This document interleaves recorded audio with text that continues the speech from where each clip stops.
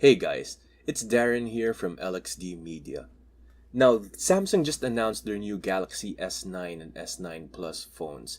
I know a lot of you have been waiting for this, but I am especially one of those people. I'm a big fan of Samsung. In fact, I have a Galaxy S7 right now, and I'm looking forward to upgrading to the S9.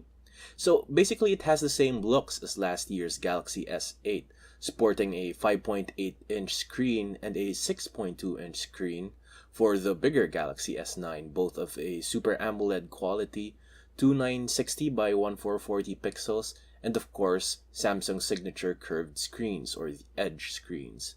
The bezels are a little bit smaller than compared to the S8 and the S8 Plus from last year. The fingerprint sensor, though, has been moved to underneath the camera, which pretty much solves the problem that most S8 and S8 Plus users have had with regard to instead of being able to use the fingerprint scanner properly, they just smudged their camera lens instead. So this time it launches in four colors: midnight black, coral blue, titanium gray, and lilac purple, though the front bezels for all four colors still remain black. Now, the specs include a Snapdragon 845 processor with Adreno 630 GPU for North America and China, and the more powerful Exynos 9810 with an 18-core Mali G72 GPU for the other regions. And according to the benchmarks, this Exynos version, Samsung's in-house processor, has better performance. So the S8 will get 4 gigabytes of RAM, same as the last two generations of S phones, but this time the bigger S9 Plus gets more RAM, 6 gigabytes. So when it comes to sound, this is personally the feature I'm looking forward to the most, because I've been noticing that my iPhone 6s has a louder speaker than my Galaxy S7 and definitely has better bass. The S8 isn't too far from the Galaxy S7, to be honest. So this time, there are AKG stereo speakers. This is a first in a Galaxy phone because usually it's just one speaker usually located at the bottom. So your hand tends to cover it when you're watching videos and whatnot. These speakers are not only 40% louder than the Galaxy S8 supposedly, but they also have Dolby Atmos certification. And of course, the headphone jack is there to stay. The headphone jack too has Dolby Atmos certification.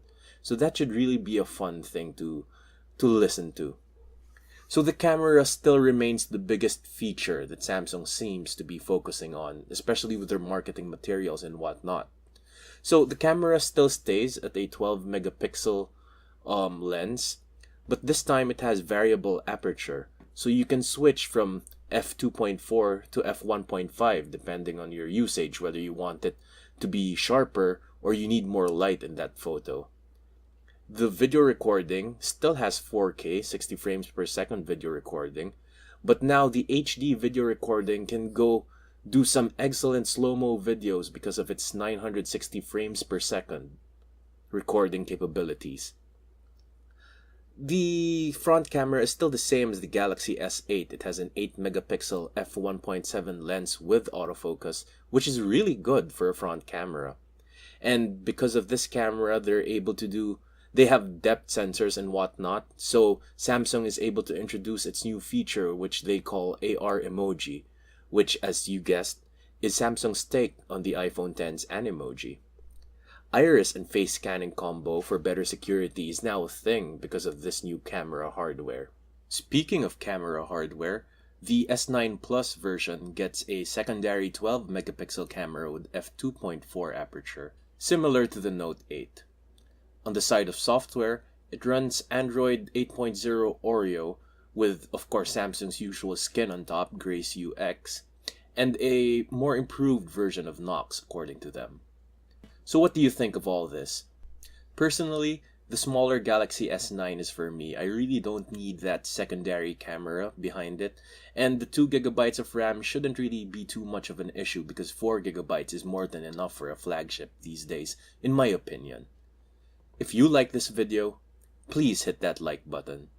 And don't forget to subscribe for more great videos.